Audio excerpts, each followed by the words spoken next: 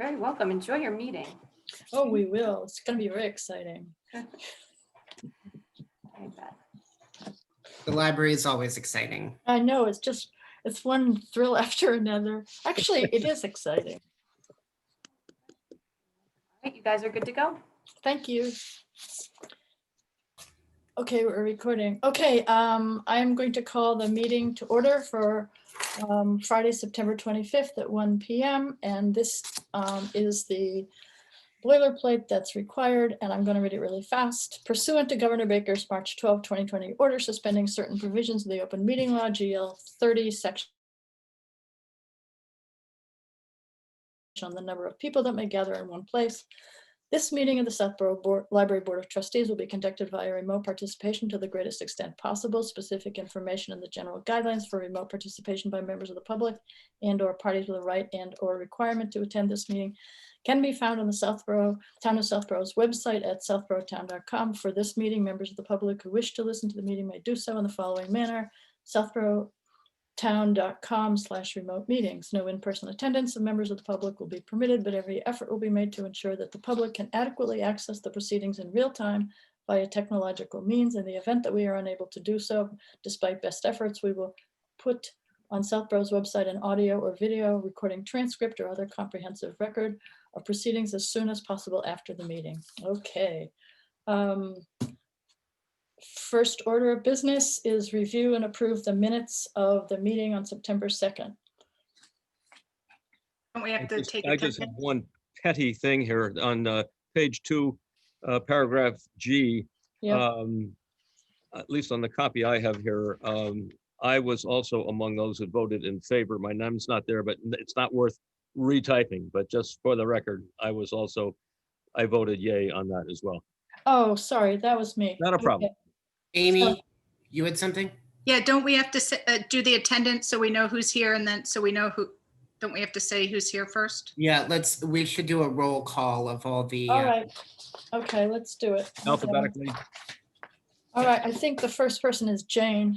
They will figure it all out once, we can meet in person again, so.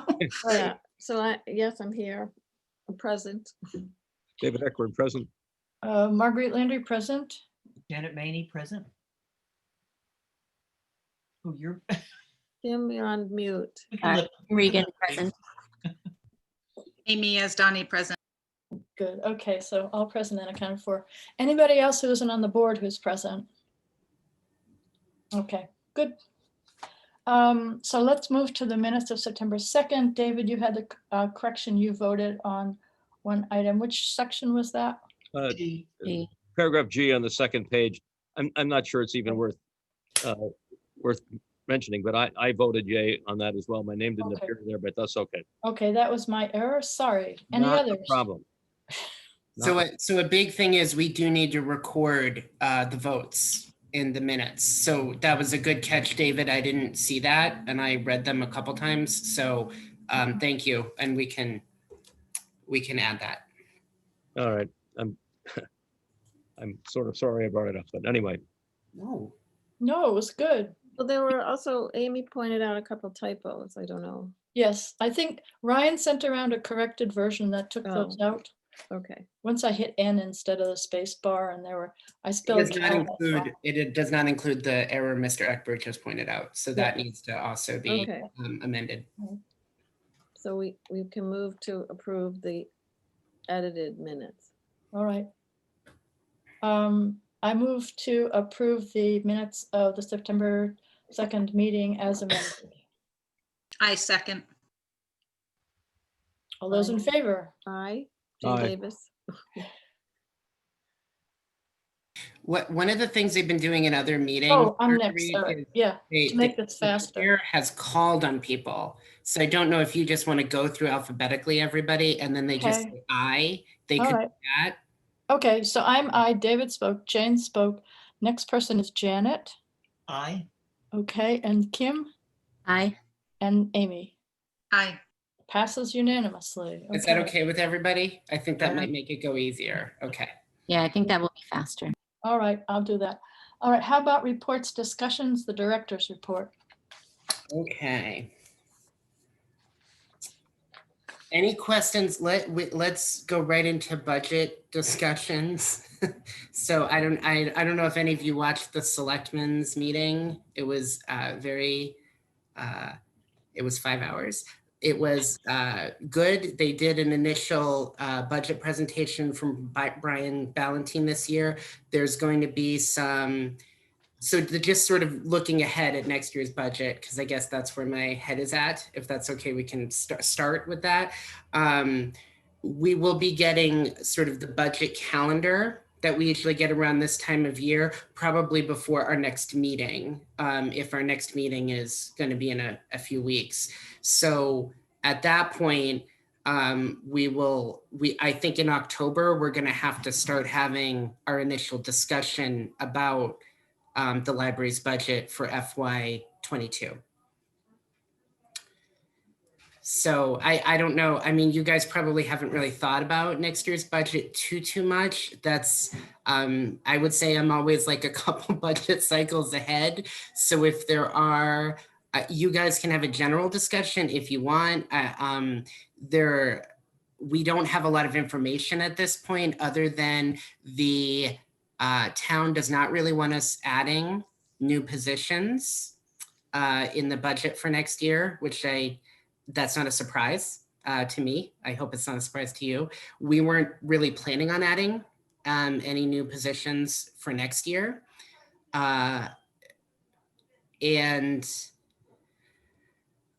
I would say that there's just in expenditures and everything, they're going to want a rationale or a justification. I think there will be a percent that they want budgets to come in at. And I think a big factor in this is what the personnel board is going to decide as far as a increase rate for staff, which they do year to year typically. They're going to have a joint meeting with the selectmen at some point in the next few weeks. I think the plan is to try to meet in October. So. Oh, Ryan, how is the software ClearGov going to change how you and we do a budget? So Brian has been working with Tom, and they are implementing a new collaborative budget software. So we used to typically when I would send you the budget year to year, I know we have a lot of new trustees too. So when I would send you budget documents around, I usually start early. So if we're doing it in October or November, we have to typically approve a budget and have it to the town by January, I think is the latest. We do that on Excel. So we've been given Excel spreadsheets by Brian. And I think Heidi Krieger was involved last year too, because they were trying to sort of better regulate how those Excel spreadsheets went out. Because sometimes with Excel, you can make a tiny error and then it becomes a big systemic error, right? So the idea behind this tool is that it will hopefully make the budget process easier. Kim Ivers and I did a training on it. Since we haven't actually used the software yet, I don't know if it's going to make it easier. I'm hopeful. And then I don't know how, if there's a mechanism for sharing what we do with you, but I would assume there has to be because you guys have to approve the budget. So as I get more information about ClearGov, I will share that with you. I don't know. I've suggested to Brian, maybe we do ClearGov and we do the old way this year, since we just found out about ClearGov and I didn't know there was going to be a new budgeting tool until a couple weeks ago. So we'll see what Brian says. Him and his staff are working very hard on this. Again, this might make things a lot easier in future years, I think is the hope. So. Does ClearGov present any kind of overarching system so that all the town budgets are compared within one system? I don't know enough about ClearGov. That would have to be a question I would ask Brian. I think there is a way for him to see all the budgets through that platform. Yes. Okay. All right, just yes, wondered. I think. Okay. So good. Anybody got more questions about, well, budgeting is a, go ahead, Janet, you're our budget lady. I was wondering what the 16% underpay, whatever it is, underage on salaries is. And when you go to the salaries thing, it doesn't give you really helpful information, the tab. Okay, so this is the expense report. Are you guys good with the information for the FY22 budget? And then we can move on directly to the expense report? Is that okay? All right.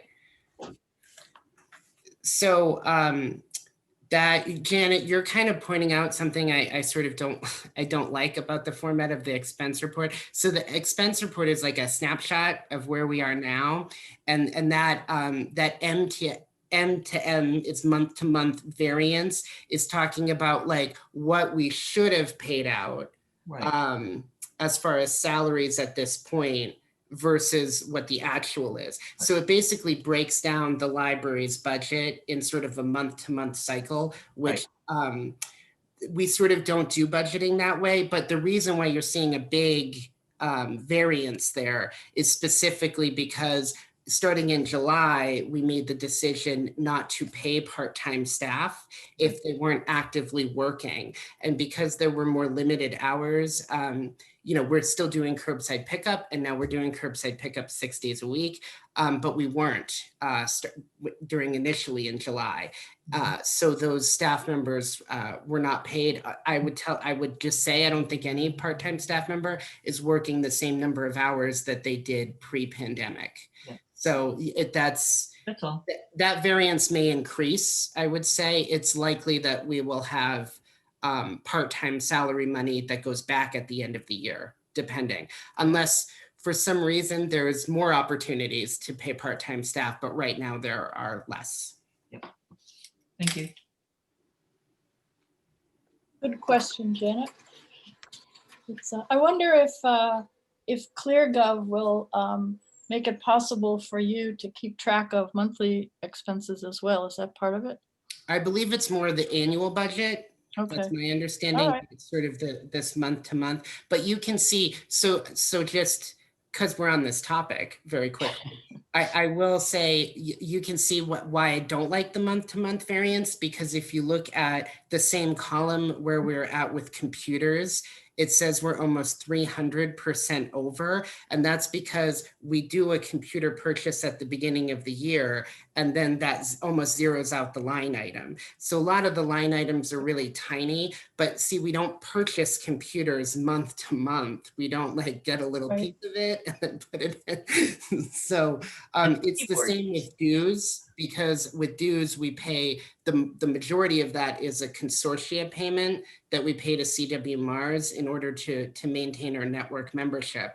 And that you can see that is also like it's silly numbers, that it's 161% over, but that's really because we spend so much of that line item right at the beginning of the year. So it just, I guess with salaries, it's somewhat helpful because we have a discussion and now you guys know that the part-time staff are working less, but with other line items, I think it's frustrating because it just looks bizarre.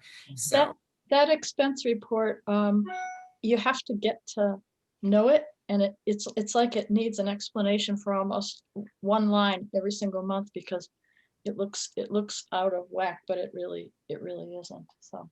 Very and typical Janet, of we budget don't. Oh, comparisons. sorry, David. Go ahead. It's very typical of budget comparisons early on in the Right. fiscal year. So I look at this and I say not to worry. Okay, good. I mean, Marguerite, you make a good point. Does it make sense where it has the description for Ryan to just enter a note onto that? So for future trustees or anyone who has just temporarily forgotten can hover over the note to say, okay, like, you know, dues and computer equipment, you know, are paid at certain times of the year.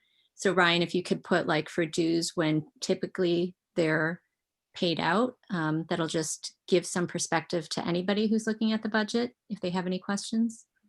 I think that's a great idea. If it isn't too much work for you, Ryan, it'd be very instructive for everybody to know why the numbers are kind of, they look like you want to flag them.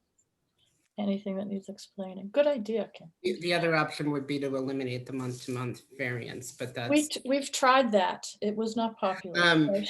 So Janet, you are correct in that there's not a lot of detail information under the salaries tab. What I do is the final amount for a payroll is what goes into that salaries tab. But if you wanted, we don't put everybody's individual pay in the monthly expense report, but if you wanted detailed data on like why a particular payroll is a payroll, and this is not just for Janet, this is for any trustee. If you guys want to sit down and talk about payroll and how things are sort of,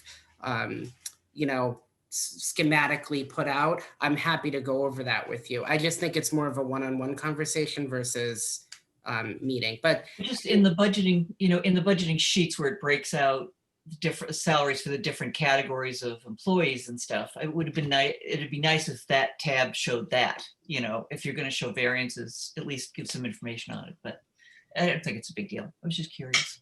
okay. All good questions. How about, are we done with the expense report or do we have more questions? All right, that's good. How about moving to library facade restoration project updates?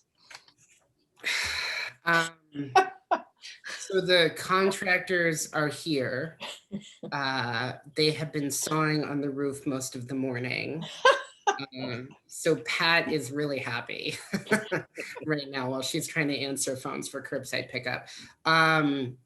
Things are going good so far. The contractors did want to get started as soon as possible before the weather changes. There was a couple hiccups yesterday just because they want external power for the saws. So I coordinated with John and I spoke with Mary last night and we're figuring it all out. We did find that there's a power supply on the HVAC unit. So we didn't know that because we don't regularly go up on the roof. So that is good because then they can plug in and have a workstation up there. We did find in one of the exterior storage units we bought for the outdoor chess set last year that bees had created a hive underneath it. So one of the contractors on his first day got stung. Wow. So, and then facilities had to come and they had to unfortunately spray the beehive, but it was dangerous. It was right next to the building. So that was a fun morning.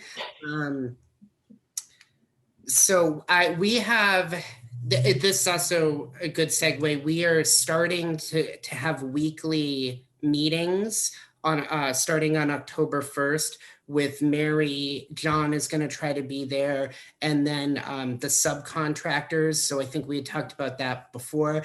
There was Cal Hess is the name of the company. I believe the gentleman's name is Scott, the subcontractor crew chief. And then Mike was the guy who got stung, who I think is the foreman. So I apologize if I'm getting anybody's names wrong. Mary knows everybody's first name, and I'm learning these people, when there's bee stings and other Tell Mike that the Board of Trustees is really sorry he got stung. So I did talk to Mary last night, and I just said if any trustees want to come to these weekly meetings to get updates or to learn more about the project, the scope of the project is sort of preset as far as the timeline and everything. The only reason I'm really there, I can tell you, is sort of building logistics. Like, do we need to shut down curbside for the day? Is there some sort of issue with power where they have to run a power cord out for tools? So I'm actually a lot more quiet in that meeting than I am in this one or in other ones. I do think it is helpful for me to be there. I think they needed sort of nonprofit status paperwork for the town, and I was able to provide that during the initial kickoff meeting. But I know that many of you are new to the board, and I would sort of encourage the people who are newer, if you have time. I think it's going to start Thursday at 9:30 is sort of the projected time. And then I would say maybe for OML and stuff, if we could maybe do one trustee at a time would probably be a good idea. So I don't know if you guys can email me independently or Janet can already volunteer. If you guys want to come and get updates, you want to meet the people who are doing this work, and you just want some one-on-one time with Mary to talk to her maybe after the meeting. we can set that up. Mary is also This is available. virtual, this is virtual meetings, right? No, this is an In in-person. person. Oh, This okay. is on site. So Okay. you would, the meeting will be upstairs on the main floor in the stacks. And we will try to distance during the meeting, and you will have to wear a mask if you're in the building. So just bear all that in mind. I don't think the meetings are gonna last. I definitely don't think they're gonna go over an hour. They might be less, depending on how much has to get accomplished. I don't know if anybody really wants to come to the first one on October 1st, but I already got Janet's hand up. So if she wants to come to the very first one, that's okay. So, you know, I don't know how exciting these would be. I don't know. I will tell you, they're kind of stressful for me whenever we're doing a building project, and stressful for John. So just bear that in mind as we're talking about ripping the roof up. It's, you know. Right. I'm Janet, I'm glad you're going, but what would be a good procedure for people who wanted to go to a meeting to communicate that? Should it go through you, Ryan? Should it go through just show up if you feel like it? I would email me just so we can coordinate the logistics, because we're gonna Alright. have to get people in the building for the meeting. And if, you know, I would say, like, if Janet's the only one who wants to come and she wants to come to all of them, that's great. I think we should try to give an equal opportunity to any trustee who's curious, if that's okay. So if that's okay with you, Janet, maybe you could come to the first one, and if other people are interested, we could kind of swap it out. And then you guys can Yeah. talk about your experiences. We're gonna be doing these updates. There's gonna be something about this in every meeting for a while we're Okay, doing the great. project. And Mary is going to most likely come to the next meeting to give an update. She asked if she wanted to come today, but since we just did initial work, we thought it would be better if we gave you a bigger update in the next meeting. Okay, and it's one trustee per meeting? That's the, you don't want. I think we should just do one at a time, Okay. but Especially if it's in person, you want to keep the numbers down. I'd like to sign up for the 8th. okay. David Okay. wants the 8th. He knows from finance. So here's my question. There have been a number of invoices coming in related to that. I think I have 5 or 6 related to the whole project. Are these going to be things that will be kept in a folder so that any trustee who wanted to look at them can look at them? So Mary has a project folder Mhm. that she keeps. And so she is sort of, because she's the operating project manager. Mhm. So her project folder is, I haven't actually seen the folder. I know there's an actual physical folder. I don't know how much she has we've had to do a lot more electronic because of the COVID than we had to, you would have to normally for something like this. And again, remember, this is like my first big building project, right? We've done little repair work and everything. And we're doing the boiler at the same time this week. I think that is probably where my eyes go really wide.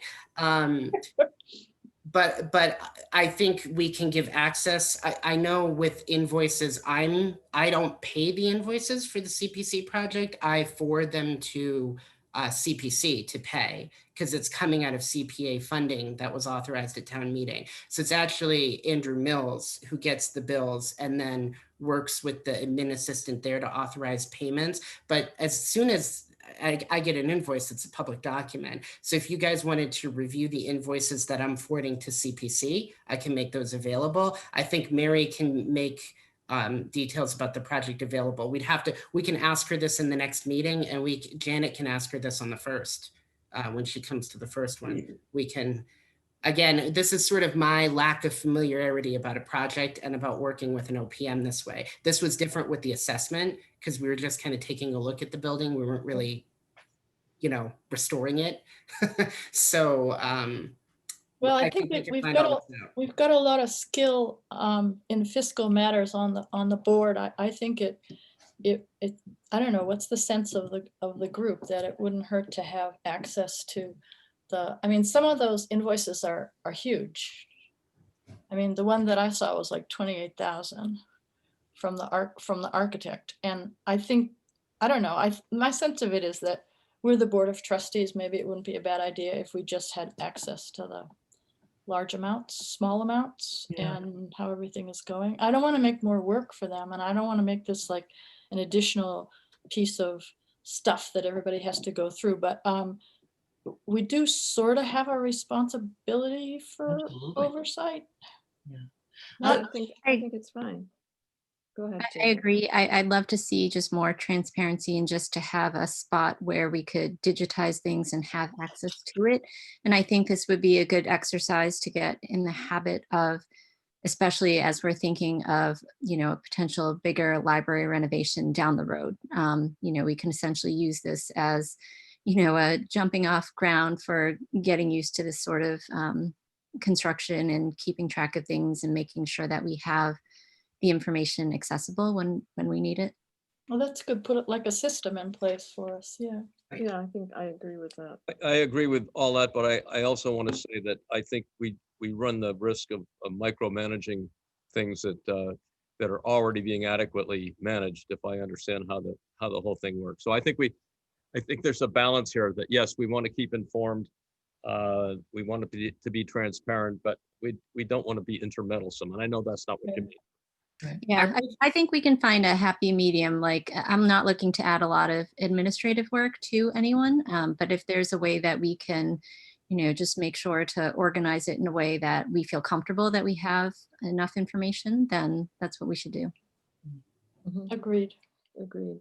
I also think because this is something that's been in the works for a while, going back to the beginning and doing a summary of, so where is all the funding coming from? Is it all CPC? Is it, that kind of thing would be helpful. Kind of like a brief history of the project. Yeah, Well, that's a good point, Janet. 50-50 or something, whatever. Yeah. It's mostly CPA funding, but some of the roof, because the roof is not entirely historic, Mhm. is coming out of capital funds that were authorized in conjunction with this. So that part was a little, it's not entirely CPA because our entire building is not a historic property, only Parts. the front part of it is, right? Mm. Everything they built in the 80s was not.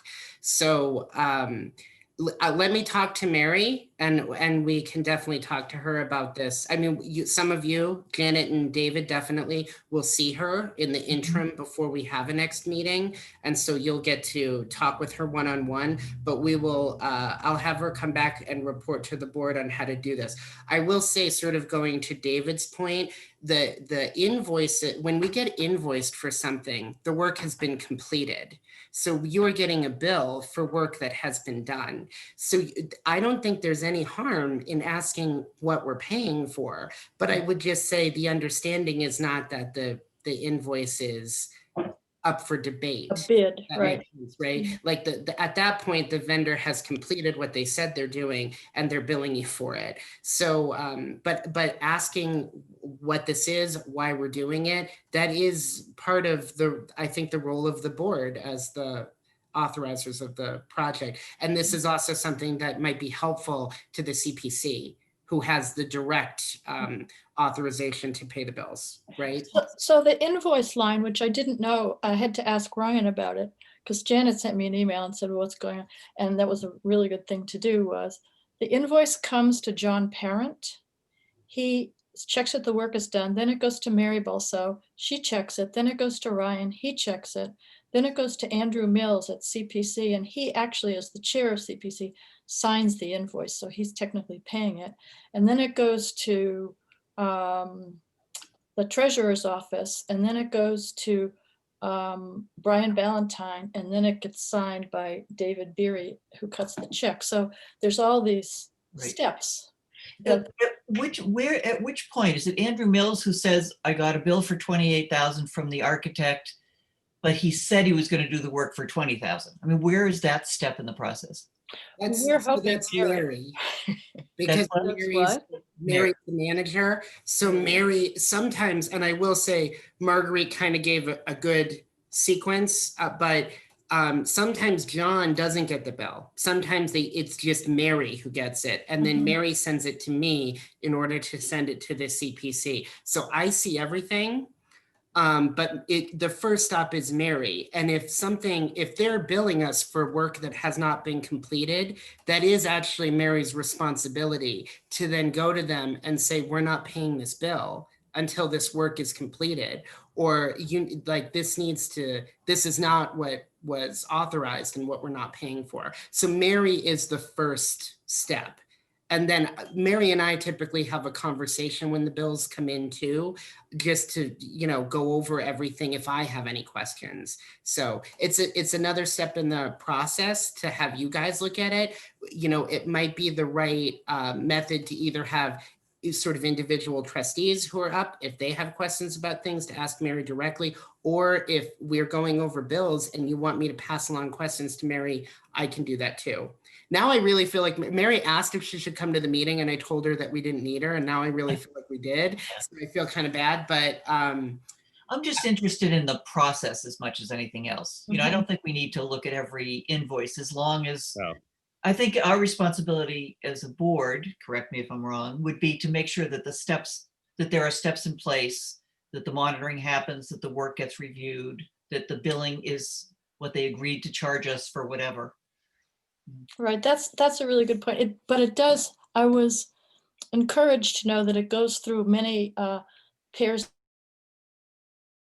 It reaches the check cutting stage, so. And you're right, Kim, we have to know this for when we do building. Yeah. Okay. Anyway. Okay, so anything else that needs to be said about the library facade restoration project? No, we're good? I think, yeah, so far. So there'll be a lot more that I know after the meeting next week on Okay. Thursday. So Great. Do we need the trustee who goes to report back to us, or is that overkill? well, if there's going to be multiple trustees who go weekly, Mhm. like Janet's going the first week, David goes the second week, I don't think it still should be Mary and I think, Okay. who do the reporting. So if Alright. individual trustees go and they want to give feedback to the board, I mean, you can say, I went to the meeting and this was helpful, or this was, and we can have a space for that, because this is going to be on the agenda for a while. But I don't think there need to be formal reports from the trustees. That's sort of also Mary's responsibility, right, is to give us formal updates on the project. Alright. And you're right, David, the last thing we want is to micromanage any of this, because it would be, I don't know, it wouldn't be the right thing to do. Right. I think it's important, though, that you guys know what's going on, especially since this is we're talking about a project that's over $1 million. This is a big deal. And I've said that. I know Jane knows this because she heard me a couple times when I said it, and she came when we did that night at the library with the architects when we were doing the assessment. And Jane was surprised that so few people came to that event. And I have to say, I was as well. I thought we would get like at least 30 people in the town who wanted to know where like $1 million was going. But Yeah. I mean, maybe it's that cut and dry. You see a couple of pictures of the library's roof and you're like, that definitely needs to be done. Because I will tell you, when I saw the pictures of when they got up there and when they looked under the parapet and under there was extensive damage, and it's, the building's over 100 years old. It really needs this attention and this care that this project's Yeah, providing. it was pretty rotten, as I remember the pictures anyway. So good. So are we good on that? Shall we move on to number 3? Anybody have any comments? Okay. Number 3, vote of Board of Trustees roles, chair and vice chair. I've been the chair for a year. And I'm perfectly happy to do it again if you want me to. But I think annually we should sort of put this up for election. The vice chair position is open. Jane is officially relieved of her duties, which she performed fabulously, of being the secretary. Does anyone want to be the secretary? No, I'll do it. Right, and I sit there and I think, this is not bad with the Zoom, you can get it all off it. Anyway, so I guess we should vote for chair and vice chair. Do we have any volunteers for vice chair? I would volunteer. Okay, You asking for nominations or volunteers? Yeah, Janet's right. You have to first volunteers and then nominations. Okay, These are 1-year gigs, is that correct? I think we should evaluate who's doing what every year. Does that sound right? Or should it be a Committees 2-year do. term? What do So you, you can, I think Jim Hegarty is the person to ask about this. I think generally you should do an election every year, and it Right. should happen after the town election, because at that point there might be different trustees. Mhm. So Good point. I think the People two- usually do it in July or August, I think. yeah, Janet's right. So usually the two that you have to have are the chair, because you need to have a chair. Right. You need to have a vice chair if the Yes. chair resigns or leaves. So there used to be a treasurer. I think there was that old document, the trustee bylaws. And I would just say, I believe all trustees are treasurers. I think you all should be looking at the budget, and you should all be looking at things. So I think that is, I know with nonprofit groups, they sometimes have treasurers, but technically you all should be reviewing the finances, and you should be able to ask questions about that.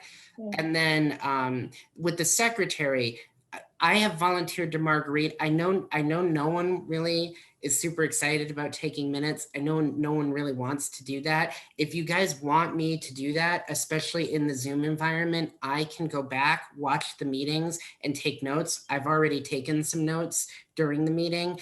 So that is okay. I think Marguerite has also offered, even if she maintains her chair status, to help or to do minutes herself. So I would just say, we don't want anybody feeling like they have to do this, or that this is, I want you guys to participate in the meeting. I don't want people just having to take notes the whole time. That's not helpful, I think, if you want to ask questions and you want to be present, you know? I'd be willing to do it on a rotating basis. I don't want to do it. I do think it does impede your ability to really participate in the meeting lots of times, although Zoom helps. But if we wanted to rotate it, I'm willing to, Rotating it how often, Janet? oh, like do a month and it moves on to somebody else. So we'd each be doing, 2 a year if we did it evenly, although I think the chair could get off the hook. The other option I can give is Janet noticed this in the expense report, that there are part-time staff members right now who have lost hours as a result of this. So another option that we could do is I could pay a part-time staff member to either watch the meetings. I mean, they don't have to watch it live, but they could watch the video recording after, and they could put the minutes I together. think that's a good idea. I like that. do. I do too. So I don't know, As they've lost income and whatever. and I don't know that a part-time, what I would do is I would ask a part-time staff member to volunteer for this. I wouldn't make this an assignment. And there are people, one person in particular I know who lost a lot of hours was Val DeAngelis.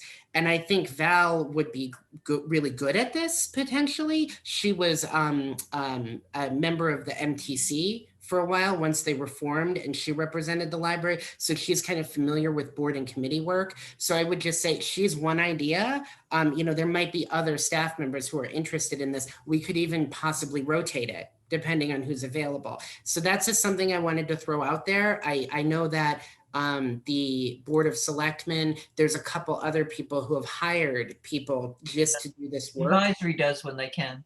So It's hard to do. and I would just say, Which- this is while we're in Zoom, this is while people have lost hours. So this might need to be reevaluated in the future, but there's a lot of people, I think, who are looking for something to do. So if I made this a potential option, I would just like to see if somebody is interested, and then if somebody could do it. I would encourage you to do that. I think that's a great idea. Would they be paid through you, Ryan, then? You pick that up? Yes, so we would treat that, the time that they take to do the minutes, we would track that, and then we would pay them for that. So it might be an hour. They just get an hour of pay. Our meetings typically Usually more than that. So they would have to watch the meeting, and then they would have to compile the minutes. So we might be talking about a 2 or 3 hour block of time, which is typically what a part-time staff member works. Okay. For shift. Okay, so they'd be paid out of the salaries line? that's what I'm asking. Yes. Yeah. Yeah. So I just wanted to add something in here. I think we just need to think about whether that's the most responsible thing to do. with our salaries line item, when this is typically something that has been done on a volunteer basis by a trustee, is that responsible for us and for the town? But I do have to say, I was secretary for my first year as a trustee, and I did find it very difficult to be able to participate in the meetings while trying to make sure that I was capturing everything in the meeting. So I personally found it very just overwhelming, particularly in my first year, to be able to talk and participate and make sure that you're getting everything Yeah, done. So Well, my I have to point of view- second that because I find every once in a while I start listening and want to participate. And then I think, oh, wait a minute, I didn't. and then you've forgotten what I you have to forgot capture. what I had to Right. I write think down. it absolutely impairs your ability to Absolutely. I mean, Yeah. and to think while it's going on. So Right. Right, because you want to participate. participate. I think we all need to participate, and that no, I didn't a lot of the time because I was just worried about getting it into the on my Yeah. notebook. So and I did it the first year I was on board too, and it was a great way to learn about things, but you couldn't pay attention to what was going on the same way. But the minutes for the last meeting on the 2nd, I took those totally off of Zoom.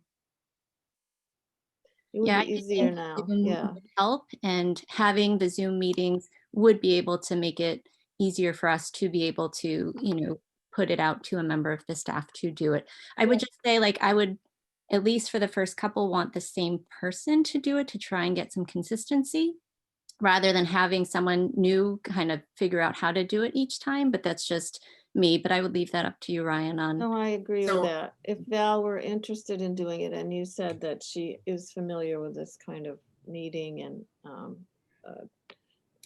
And I am happy to do it.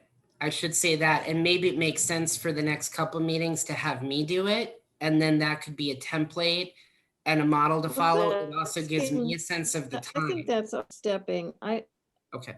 You're going to have to think review that's them a good anyway. use of your time. Yeah, you've got a lot to do, You've got a right? lot more important things to do than that. I don't think. mind taking them off of Zoom. It took 2 hours. But it does set a precedent, to Kim's point, of paying somebody to do this. And then are we locked in to paying somebody to do this? for the We can future? change our mind if it doesn't work out. I trust, I'm comfortable with your good judgment to run it up the flagpole to the appropriate person or persons here. And let's give it a try. I reluctant to have you take on the responsibilities yourself because, we need the kind of constructive input that you're giving us, through the meeting. And I don't want to see that diminished. Okay, Sam Stiver has just posted it in the chat if you use the chat function. For meetings recorded on YouTube, there is a captions option that does a good job of transcribing what is said. It is then possible to download the transcription, which is a great start on meeting minutes, possibly without needing to watch the meeting. Thank you, Sam.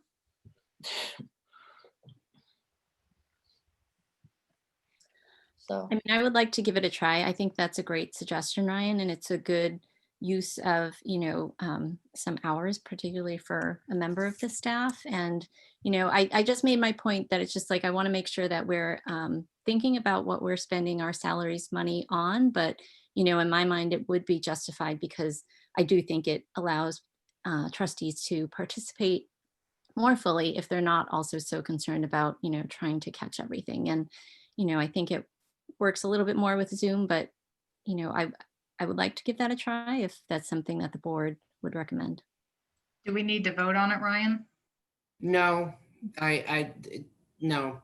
I am sorry I took us down a rabbit hole though, when you guys were trying to do volunteers and then nominations for chair and vice chair. I think it's important to note, Marguerite is always wants to know sort of that minutes are being taken, that there is a secretary. And I have really tried to have conversations with her over the past couple months in a way that makes this work for her and for the rest of you. And so I know this is kind of a out of the box idea. Sometimes I excel at those, sometimes they work out. So hopefully this is one of those, So, but I think the added thing is some sensitivity to folks who are counting on some hours of work and don't have them now. I mean, that's. right. Yeah. I think that's so what I too. was thinking. Yeah, and And also, in a way, we're gaining a trustee back Mhm. who doesn't have, I know, Jane, you Yeah. really, anyway, I would like to nominate Jane Davis for vice chair of the Board of Trustees. I second. Okay, we're gonna do a roll call. Do we, okay, Uh, well, we don't have to, that would be a vote. We'd do a yeah, we roll have to call. vote. You can call on people, Marguerite, though. You can do it in alphabetical order if you want. Okay. Okay, Um, can I just stop for a sec? Do we yes, also need to nominate you? Do we need a nomination for the chair? yes, All right, Okay. I'd like to nominate Marguerite Landry for chair. I'll second. okay, thank you. Do we need to vote for them individually? I don't, Why you don't can we do just vote for the whole ticket? Okay, All right, the whole slate. Those in favor of the whole ticket, which is Jane Davis for vice chair and Marguerite Landy for chair, that's, I don't know what, so we'll vote. I think we all have to vote, so Jane, Jane, I vote in favor. okay, David, David Eckberg votes in favor. all right, and then I guess it's me, Marguerite Landry in favor, and then Janet, Yeah, Janet Maney in favor. okay, and then Kim? Amy. Amy as Donnie in favor. Oh, good. Okay, so now this is set for a year from today, or, yeah. Why not? Yeah, you can well, it's September, so that's a Yeah. little bit after Janet and I sort of understand the time frame for this. So we could always make it like an annual September thing if you wanted. If there is a change in the board, if remember at the end of last year, right around this time, we started having a number of trustees leave. I think maybe all that flooding. Ooh, the chair left, So, so, that required a change. I think somebody needed to step in and then take those roles right away. So I would just say, you don't have to limit yourself to this. If there needs to be an election or a change in something, we can always that can call be it. reevaluated on a case by case basis. But Okay. maybe setting September as the regular time to have a discussion about this. You may decide everything's working great and you may not want to do an election. It's up to you, but I would encourage you to. Yeah, So. I think you should always do an election, even if the officers aren't changing. Right, Just right. vote of I confidence. agree. September will be our election month. Listen, this is fascinating, but I really want to move on while we've got time to Mark- item 4. Marguerite, before you get on to that, so if we're not going to have a formal secretary, are we clear on the roles of who is doing the agenda and posting the meetings? That would be me and Ryan. Okay, actually, is it in the charter that we have to have a secretary? We might have to. I don't think so. You mean the I'll check. bylaws?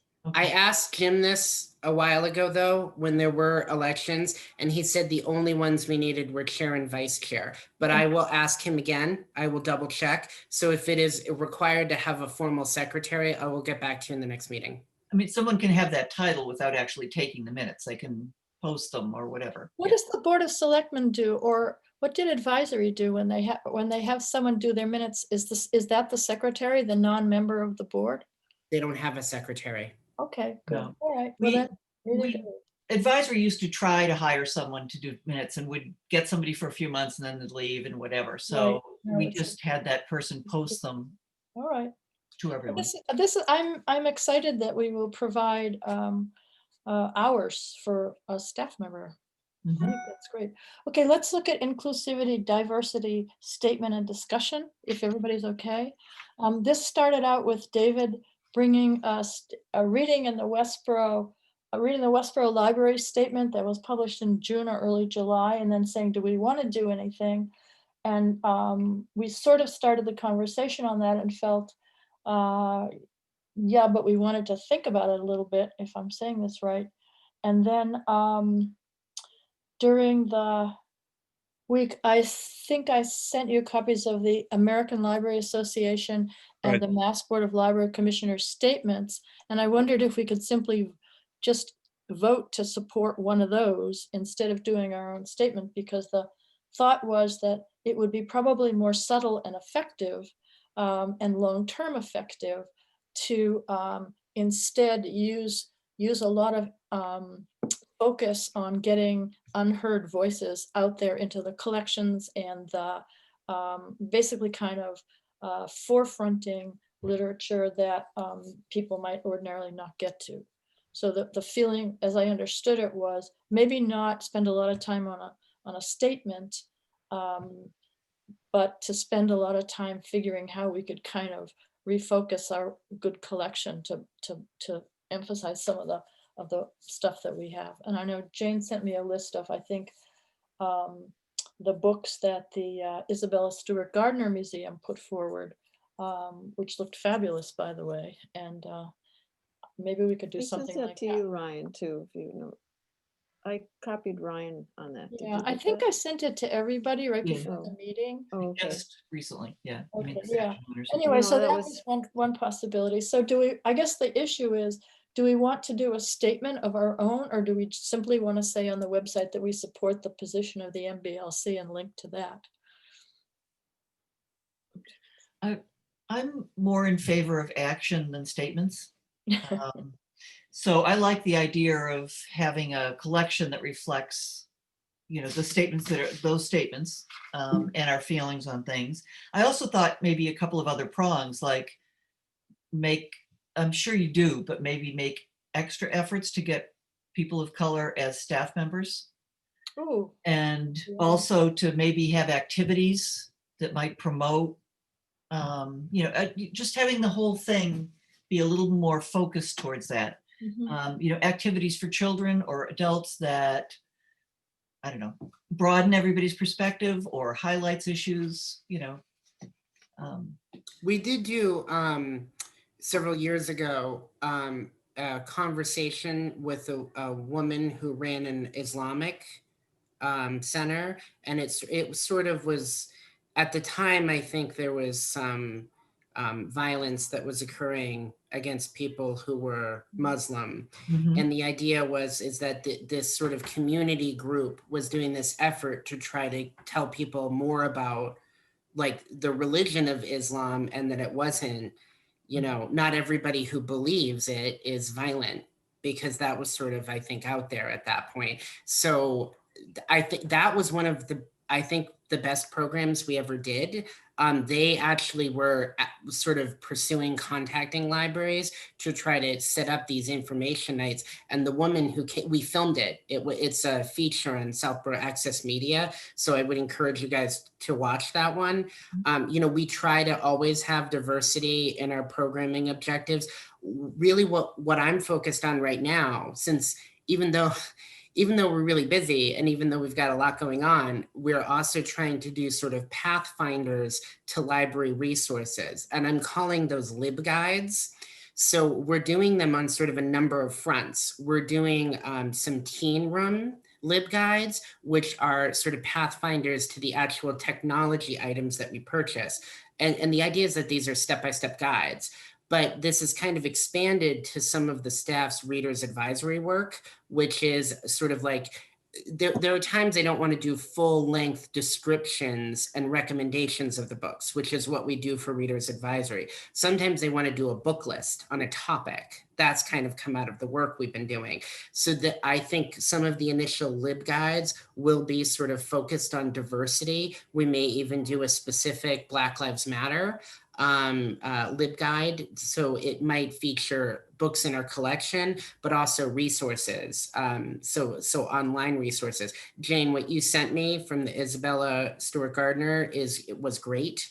So that most likely would be something that we'd put in the LibGuide on the second page when we do sort of external resources. So we page 1 is internal, page 2 is external, right? That's kind of the idea. And Carol Logan has put together some initial gardening LibGuides, and Val just finished her first one on Makey. And then we're doing ones based on the staff picks reading lists that we have. So we have these bookmarks at the library. The idea was, how do we translate those? So LibGuides are sort of, they're a way for us to we do all this work here, and I think not everybody always sees that work. It's not always reflected on the website. The idea is, how do we get that out there? How do we push these? How do we send these things out there?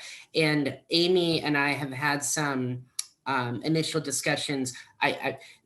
This whole sort of going online thing has helped us to better better do some of this readers advisory work I wanted Which to get Amy are done. you, which Amy are you? Amy Townsley, sorry, Oh, Amy Townsley, who works here. So Amy has helped me put together these collection connection quarterlies. So we call them our CCQs. And the first one was the very first readers advisory work we did. We're about to publish our follow-up for the fall, but we really thought the winter, which is going to be either in January or February, that edition of the CCQ, to focus on African-American voices in particular, but also, you know, different people who are multi-generational, different backgrounds, because it's sort of timely because in January we have Martin Luther King Day, Martin Luther King Jr. Day, and then in February we have Black History Month. So it is unlikely, I think at this point, we're going to be able to do the Love Your Library food pantry donation thing unless we see a radical change in the world. So the idea was right when we're in the midst of the winter, I always like to get the staff motivated about a big project. And in the past, it's been the Love Your Library and the food pantry donations. So we're still looking at ways we can partner with the food pantry, and we're still looking at ways that we can somehow do this. But in addition to that, I'd like to really feature Black History Month because we've never really done that, I think, in a concentrated level here before. So that gives the staff time to sort of read and review, I think, the books that they need to in order to construct some of these lists. So really the work is going to be kind of ongoing. And then I don't want it just to end in February, right? I want this to continue and for us to look at how to update existing LibGuides and create new ones on this topic. So that's the plan. sounds good to me. Other thoughts? Marguerite, I like your Your idea. question? Go ahead, Dave. Marguerite, what was your question? I didn't hear you. I said, what are other thoughts on what Ryan just said and the whole topic in general? And then Kim, you were going to say. I was going to say, Marguerite, I did like your idea of endorsing or supporting the MBLC statement, because I think it, you know, I think we should all read it carefully and make sure that, you know, that is something we all support. But I'm not sure it makes sense for us to kind of rewrite something if, you know, that already says it all. But I agree with Janet also that, you know, action speaks louder than words. So perhaps if we do decide to make a statement that we support the MBLC's statement, that we also follow it up with action items on how we can do better. Yeah, I agree totally, right? I just, with the thought of producing our own statement, I thought that would take hours and hours of discussion, and it's already been written very nicely by kind of umbrella organizations that have said it quite well. So do we need to have like a vote on voting to support the MBLC statement, or do we want to try that next time when everybody's had time to study it? Or do you want to do it now? I mean, I would prefer to wait until next time, make sure everyone has time to read it, but then maybe between now and then we come up with the verbiage we want for the action items, or the, you know, what we kind of pledge to do going forward to, you know, accompany that endorsement. That sounds wonderful. So basically people brainstorm about all the ways they can think of that the library can move into action that means something. Is that right? I think that's great. Yeah. I was surprised, Jane, that the Isabella Stewart Gardner, which had a purple page, was doing books like that, because I thought, well, they're an art museum. Why are they doing books? And they were, and I think that's wonderful. Well, to be honest, and Janet knows this, that list came from Janet and I are in the same book group. And one of our other members works there, so she provided us with that list, but I couldn't have come up with that list, so I thought we should share it. I thought it was great. So maybe we could all poke around separately and see what we could find that would be similar to add. But and Ryan, that was mostly for you, actually. I don't know if those books are in the collection, but if Many of them are. if they were, that would, maybe you could highlight them. I know no one comes in, but We did get a lot of books, like nonfiction books that were relevant, I think, to this topic that were checked out when we first started doing curbside. So there's like that book, How to Be an Anti-Racist, that I don't think that's ever really come back. I think it like goes into quarantine and then immediately it's on hold for someone else. So I think we actually tried to purchase some additional copies, and there is a pretty extensive list, I'm going to warn you guys, that a college student sent me. I think back in June, and I will share that with you. But Pat, Kim, and I all took a deep dive into our collection, and then we found that we owned like almost all of the books, Wow. which I think made us really happy. And then if some of the books were out of print, so we can't get them. And then we did make some ordering decisions based on that, because I had them review that. And I would just say, you know, let's take a look at these titles that we don't have, and let's think about adding them to the collection.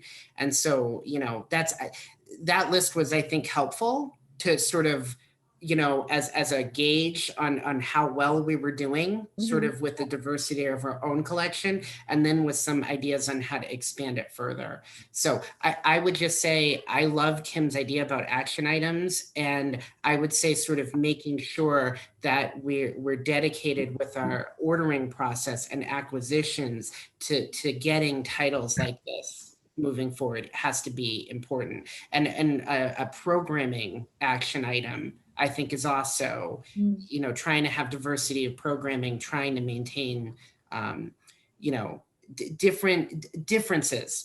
The differences that help us connect, I think, is something I always try to look for when we're actively pursuing programming.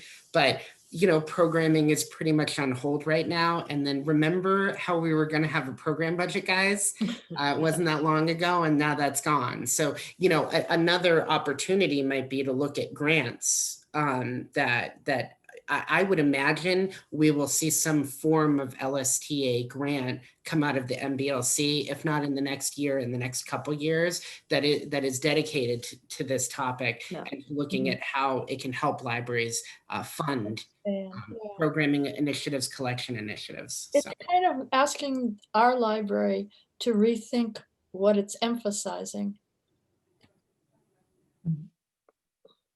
And because things change, and we've got those wonderful books, and the staff is all wonderful, and maybe I was thinking something like maybe 5 different books a month parked somewhere on the website.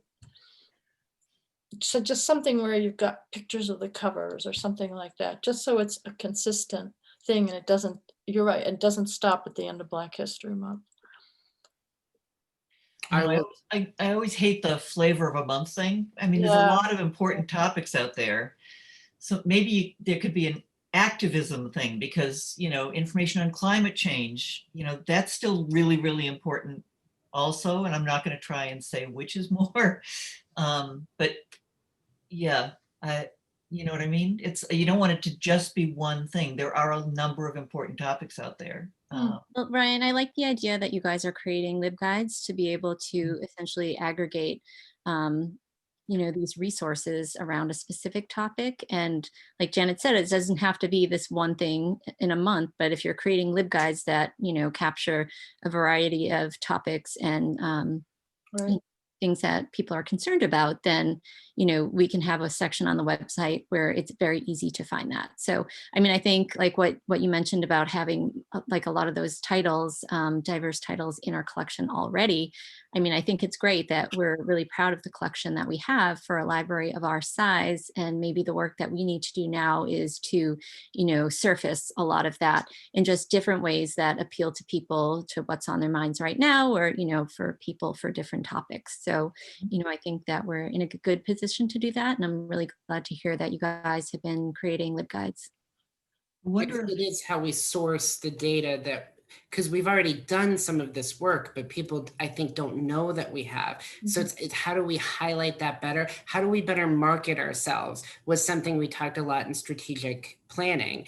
And looking at the survey data from the strategic plan, and just looking at when we do surveys, we always end up having more people who do print surveys than we do have then end up doing online ones. And that was very eye-opening to me, because I'm the type of person who will do an online survey versus a print one. But we live in a community that is very print driven, and people check out a lot of books in our community. So the idea is I wanted to create something on the website that you could print out. And it was something that we can actually have, because at one point we will be open again and people will be coming in. That's what I'm hanging on to, guys. So when that happens, we will have these guides not just exist on the website, but exist physically. And I think that is very important for our community. And then it helps with that visibility, and it helps to know that they're both places. That's good. So are you still doing, still doing virtual book groups, or did you try that? I'm just wondering whether you could do one, or just even a series, like 3 or 4 months, getting back to the flavor of the month, on topics, So it was on hiatus. It was mostly staff members who started this when we first shut down, and then we continued. And then as the work days started increasing, we found less staff members wanted to be active in the groups, as you can imagine, because they worked all day and then they'd have to log in and do book group at night. And I will admit, I was one of those, and I was the facilitator for the meetings. So I had to be there to do them. So I do want to restart it. We're kind of thinking about the day and the time. We want to do there's a local Southborough author who actually wrote a young adult novel. We were thinking about featuring that, which I think does have some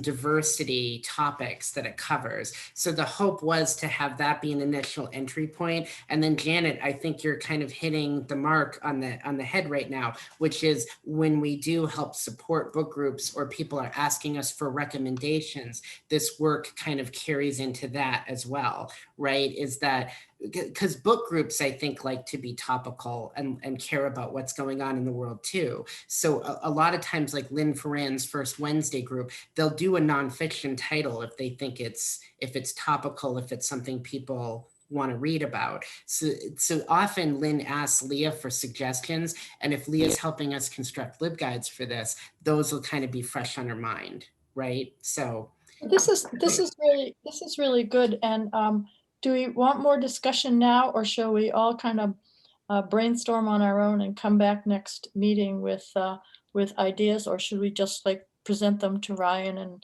let him pick which ones he wants or something like that? The only reason I say that is our time is moving on and we still have to talk about the young adult librarian position. I'd like some more time to think about it, and these two these two statements that were sent. There's some wonderful things in here, and I think that rather than just blankly endorsing them, that we could cherry pick and perhaps even make it more effective. I like Janet's point that we don't want to be focused solely on Black Lives Matter. There's plenty of other issues which, if the library has a social conscience, which it does and should, that ought to be mentioned as well. And to exclude those, I think we would be making a mistake. So I, for one, would like to chew on this for a little bit more and not just make a blank confirmation of one of these statements.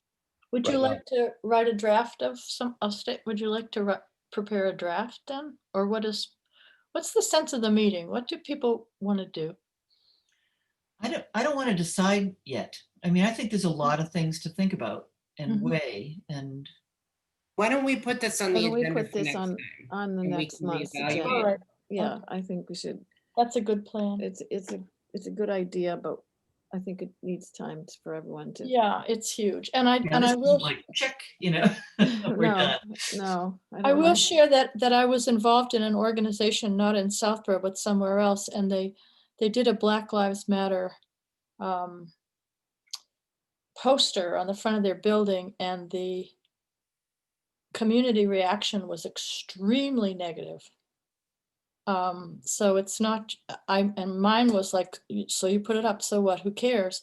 But apparently there were people who were enormously bent out of shape by the fact that the institution was taking a position. So I'm a little leery of it. That was a very bad experience for those people. I did drive through South Boston recently, and I did see that one of the public libraries did have a Black Lives Matter poster Yes, in yes. the window. And I will just say, that was the first one I think I had seen, and it was a small like neighborhood library, and the Mhm. sign was very prominent in the window. And I think they're only doing curbside too, but that just, I think you guys talking about this and us having it on the agenda, this is discussions I think all library boards and all people who are working at libraries are having right now. So I think it's good that you're having it, and I think it's good we're thinking about all these things. So Okay, so we'll take it up again next month. Is Yes, that okay with everybody? that's a good idea. Yeah. And all right, so let's move on to 5, which is our last item, which is a discussion of the new young adult librarian position. Did everybody get a copy of the job description? Yes. Ryan, you want to take that? Because I guess this is going to Betsy? To well, so solidify the- it's going to you first. So this is, I have been, maybe rightly so, scolded, I would say might be the right word, about not sort of thinking about staffing and about the long-term future of staffing structure at the library. I want to be proactive. I don't want to be reactive. That's my whole goal here. So the idea is that, right, we're not going to be hiring a new position in FY22, right? To go back to our first discussion, that really is not on the table. I don't think it's going to be for FY23, to be quite blunt either. But we tried to have an assistant director a couple years ago. That really did not work, I think, for a few different reasons. But I've thought sort of about the next steps, and I've thought about the teen room in particular. And the function of the assistant director was supposed to kind of manage young adult services. And I think we started to have a discussion after that person left in what we wanted to do with regards to teen services. So there have been, this all got put on hold, I think, right? Because we kind of shut down right as we were gearing up to sort of launch the Idea Lab and start to do active teen programming. So I have spent, I would say, a significant amount of time thinking about what we would do, what we could do. And I think the direction I'd like to go is to have a young adult librarian position in the SAP if as an option for us in the future. So if we have a full-time staff member retire and we decide that at that point we wanted to hire somebody not as an assistant director but as a young adult librarian, that would be an option. We can have a discussion then, and both those positions would exist in the SAP. I do think that the teen services piece is bigger potentially than the assistant director piece. And I know I really campaigned hard at a couple of years ago for the assistant director because I did need help. But when we had this discussion, I think it was like last year, and some of the staff members came to a board meeting, they talked about helping me more. And that has happened, I would just say. I think everybody kind of stepped up. And I think we have a very collaborative team, and everybody is very, Kim Ivers in particular, I would just say has really, there's a synergy in us working together that maybe wasn't there before the pandemic, maybe wasn't there before the flood. And I think these things have kind of helped us work better together, even though they're horrible things that have happened. They're not great, but to look at a silver lining, to look at something that's come out of this. And this is something Kim and I have talked about. We think maybe an assistant director wasn't the right position as far as the third professional librarian job, but a young adult role is. Hey, And if I could just jump in for 2 seconds, I don't know if everybody, no, I know David wasn't, and I don't think Amy was, and I don't think Janet was. At the meeting with the trustees held a meeting with the staff to ask, it was kind of a debriefing or an exit interview or something with the staff to discuss with them the assistant director position after the person had left. And I think universally, they had thought, well, maybe it will work. But then once it was in action, it turned out, I remember several people said, it's produced more work for us than the other way because the assistant director was manning the teen room a lot of the time. So so I think that my thing is a young adult librarian would be a very good thing to have in the SAP. Because I think that would be what the old AD was doing a lot of the time anyway. So just my 2 cents. Brian, where do you see the age cutoff between the responsibilities of such a position as distinct from Kim's? So that's a really good point. So when we're talking about young adult services, we're really looking at sort of like ages 12, potentially 13 and up. You Okay, know, the collection sort of takes a turn at that age. So I always say there's a couple hallmarks of young adult novels. If there's a murder in it, it is not a children's book. It transitions to teen. So a good way to think about this is the first 3 Harry Potter books are really children's novels, but when you get to the 4th one, right, Voldemort comes back and he kills one of the kids. They really don't consider that sort of a classic children's title as a result. A lot of like romance and relationship stuff, also that's when it really veers into the teen realm. So as far as programming and services, I mean, we did several years ago decide to go with a 3rd service point, right? We have an adult floor, we have a children's room. We tried to build sort of a young adult nook, I would say, upstairs. And Naomi Magnoni, when she was here, was very effective. She did that, I think, the best she could with the amount of space that she had. But more and more young adult books started going into the collection.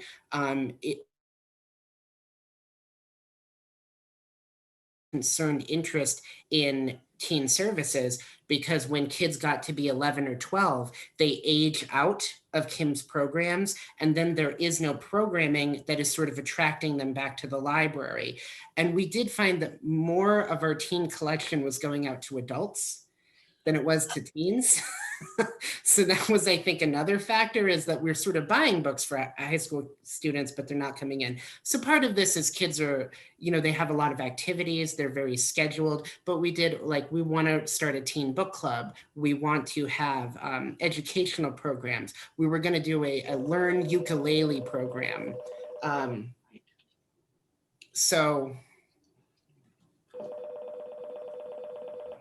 Sorry.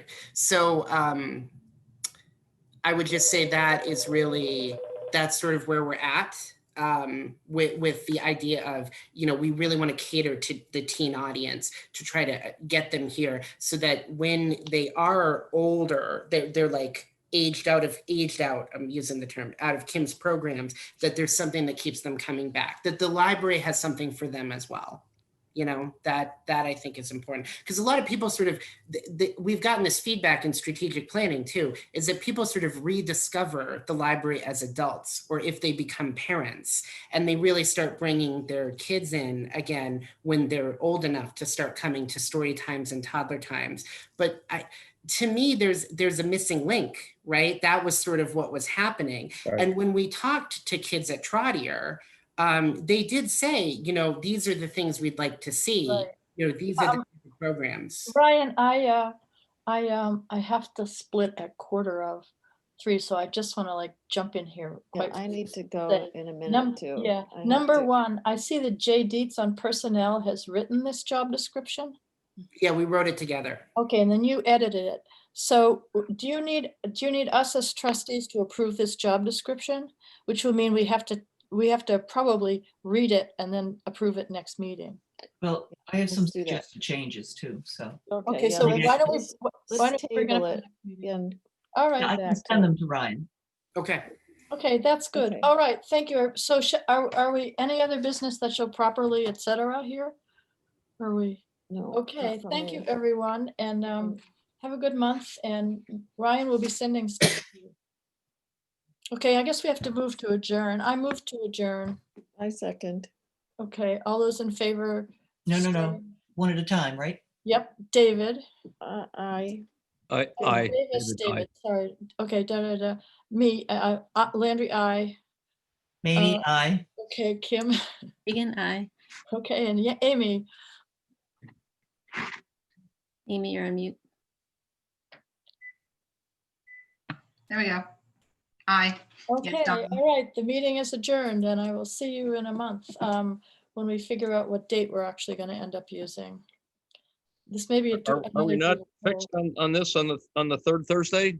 Are we on third Thursday? I mean, Isn't today I Friday? thought we decided that. No, Kim couldn't do it. Yeah, Is that so we, correct? So it's not that, okay. Let's doodle poll for the next meeting in approximately 4 weeks, and then we will go back to the scheduling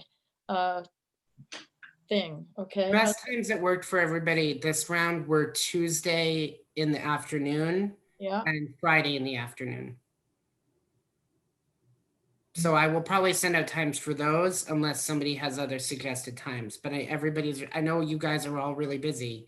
So yeah, it's a matter of finding, I think, the right time that everybody can do it. I know, and Friday is a good time because not a lot of people are having meetings, so it doesn't get taken up. It's But- easier to book the meeting rooms for the town, these Right. Zoom meeting rooms, I will say on a Friday. Yeah.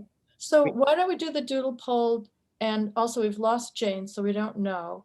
But I'm okay with Fridays, so more than Tuesdays, I don't know. I heard people that Friday, like, it would have been better if we could have found a better day, but I Yeah. think everybody could do Friday. It's just, we might start a little bit earlier, like maybe 12:30, because Yeah. the meetings tend to go an hour and a half. And I know Kim and Amy have maybe picked Child responsibility. school. Yeah, if school gets out. So Okay, so where are we? We're gonna aim for a doodle poll for Tuesdays and Yeah. Fridays. I'll send those out. And if you guys really feel strongly about other times for me to include in the poll, feel free to get in touch. And I will talk to Jane just to make sure that she knows Right. that. Okay, now does that work for you, David? I realize it's I'm a. simply going to erase the entry I have here in my calendar for October 15th. We're doing the same thing again, which is a trustee left, and now we're talking about meeting times. And so Yeah. I don't know if she can Okay, do we're it. so adjourned. All right, okay. Let me get in touch about the meeting times. Okay, that sounds like a plan. Okay, bye, everybody. Thanks. Bye. Bye, everyone. Bye. How do I leave? Here's how I leave.